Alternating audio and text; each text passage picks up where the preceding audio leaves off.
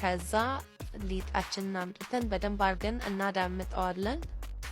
እንደዚህ ቅርጽ ያለው ይሄ ክቡ ፓትሪ ካላችሁ እሱም አሪፍ ነው፣ በጣም አሪፍ ነው።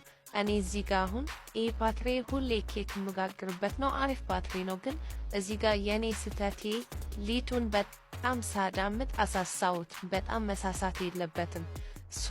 በጣም በተለይ በአንዱ በኩል በጣም ስላሳሳሁት ነው እንደዚህ ተጣብቆ እዛ ላይ እንትን ያለብኝ መላቀቅ እምቢ ያለኝና ለዛ ነው ስህተቴ ማለት ነው። እናንተ አሁን ስትሰሩት ስታዳምጡት ሊጡን በጣም አታሳሱት ማለት ነው። ካላሳሰችሁት ወዲያው እንትን ግልብጥ ብሎ ይወጣል፣ ቆንጆ ሆንልናል ማለት ነው። እዚህ ጋር እንዳያችሁት ሩዙን አረኩኝ፣ ያረኩትን ስጋ ሽሪያውን፣ እነዛ የጠበስኳቸውን ሁሉንም እያረኩ እንደዚህ በተርታ እንደምታዩኝ አርጌ ሁሉንም እጨርሳለሁ ማለት ነው።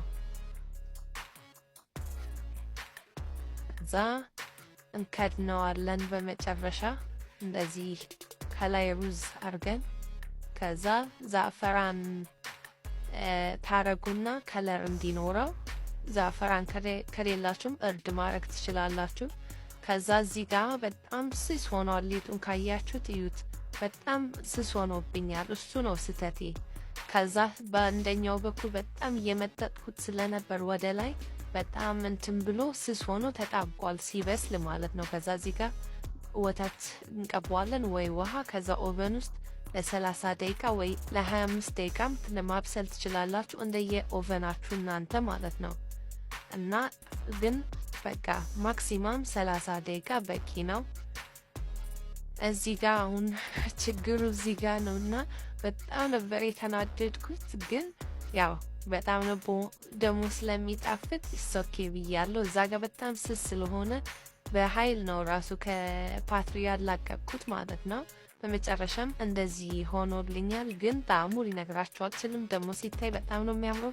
እንደዚህ አይነት ነገር አሁን የምንሰራው እንግዳ ሲመጣብን ቶሎ እንዳይቀዘቅዝብን መልኩም እንዲያምርብን እንደዚህ አድርገን መስራት እንችላለን። ዳቦውን በስጋ እያይዘን እንበለዋለን። መረቅም ካለን መረቅ አድርገን ዳቦውን መብላት እንችላለን። እና በጣም የሚያምር በጣም የሚጣፍጥ ሙቀቱን ጠብቆ ደግሞ እንግዳ ሲኖርብን በተለይ ሩዙ እዛው ላይ ሲቆይ ቶሎ አይቀዘቅዝምና በጣም አሪፍ በጣም የሚጣፍጥ የብሪያኒ አሰራር ነው። ሰርታችሁ ሞክሩት። እወዳችኋለሁ። ባይ